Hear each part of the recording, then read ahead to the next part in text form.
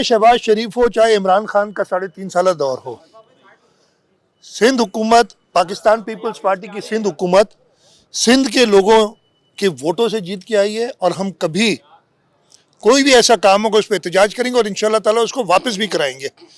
عمران خان کو بھی ہم نے ہر طریقے سے, اس نے بڑے یہ تھے, تو اس طریقے سے کوئی بھی حکومت ہوگی اس میں اتحاد اپنی جگہ پہ ہے, سپورٹ, اتحاد نہیں ہے سپورٹ ہے پاکستان پیپلز پارٹی کی, پاکستان مسلم لیگ نون کو, وہ بالکل ان کے ساتھ رہے گا. لیکن اگر انہوں نے سندھ کے لوگوں کے حق پہ کسی بھی طریقے سے کوئی سندھ کے لوگوں کو نقصان ہونے والی بات ہوئی تو اس پہ ہمارا موقف بڑا کلیئر ہوگا اور ہم ریٹریس کریں گے. علی امین گنڈا پور صاحب بھی ایک ایسے ماحول میں جائیں گے جہاں پہ کوئی ایسی بات نہ ہو کہ اختلافات اور بڑھیں.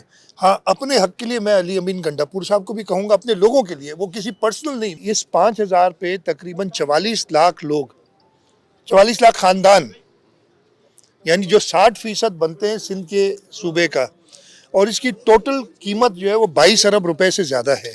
ہمیں سوچنا پڑتا ہے جو بھی ہمارے پاس ریسورسز ہیں, اور اس میں وہ لوگ ہیں جن کی منتھلی یعنی ماہانہ ارننگ جو ہے 35,000 روپے تک کی ہے. جس شخص کو 35,000 روپے ماہانہ جس کی آمدنی ہوتی ہے اس کے لیے 5,000 اچھی خاصی اماؤنٹ ہوتی ہے. مجھے پتہ ہے کہ یہ اس مہنگائی میں کافی نہیں ہے, لیکن یہ حکومت کی طرف سے سپورٹ ہے کہ یہ بابرکت مہینے میں انہیں جتنی ریلیف دے سکیں وہ ہم دیں. تو آپ کی بات سے میں اگری بھی کرتا ہوں, لیکن اس کے ساتھ ساتھ جو ہمارے ریسورسز ہیں ان کو نظر میں رکھتے ہوئے میں نے بتایا کہ پچھلے سال 2,000 تھی, اس سال 5,000 روپے ہے. تو اگین یہ کچھ ان کی تکلیفوں میں اس کے ازالے کے لیے ہم کر رہے ہیں. وزیر خزانہ صاحب, میری ان سے پہلے ملاقات بھی جب حبیب بینک کے پریزیڈنٹ تھے, اور حبیب بینک کے ساتھ سندھ حکومت کام کر رہی تھی. خاص طور پہ حبیب بینک نے فلڈز کے موقع پہ ہمیں 2 ولیجز بھی بنا کے دی تھیں, اور اس سلسلے میں بھی ان سے میرا ہوتی تھی. ان کی ارادے اچھے نظر آ رہے ہیں, ایکسپیرینسڈ آدمی ہیں.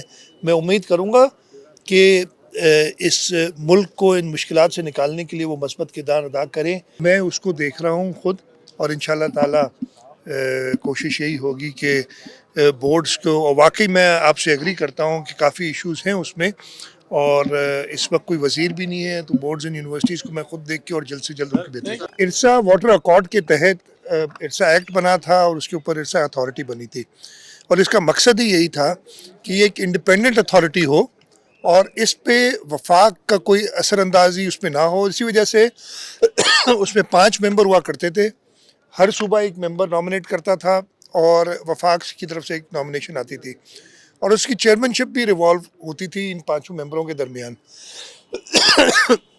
کیئر ٹیکر گورنمنٹ کے دور میں ایک آرڈیننس آیا, اس میں ارسا ایکٹ میں کچھ تبدیلیاں کی گئیں, اور ان تبدیلیوں میں ایک تبدیلی یہ بھی تھی کہ جی ارسا کا چیئرمین وفاق سے ایک نمائندہ ہوگا. یہ 6ٹھا ممبر ایک آ گیا, اور وہ اب چیئرمین ارسا وہ ہوا کرے گا. میری کل بات کرنے کی کوشش کی تھی, وزیر اعظم صاحب سے بات نہیں ہوئی, آج انشاءاللہ بات ہوگی. ہم نے کل اپنی کیبنٹ میں اس کو ڈسکس کیا تھا, اور کیبنٹ کا متفقہ فیصلہ یہ تھا, جام خان شورا صاحب منسٹر اریگیشن میرے ساتھ کھڑے ہیں, متفقہ فیصلہ تھا کہ اس پہ ہم احتجاج کریں. اس پہ غالباً کیئر ٹیکر گورنمنٹ میں بھی سندھ حکومت نے احتجاج کیا تھا کہ یہ ایکٹ یا جو آرڈیننس آپ لائے ہیں جبکہ نیشنل اسمبلی موجود نہیں ہے.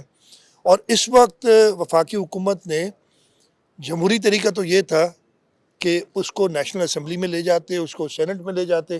اگر ایکٹ پاس ہوتا اور اس پہ ضرور پاکستان پیپلز پارٹی کے ممبران اپنا رائے کا اظہار کرتے, اور میرا یہ خیال ہے کہ یہ ایکٹ پاس نہیں ہوتا اسمبلی سے, نیشنل اسمبلی سے اس وقت.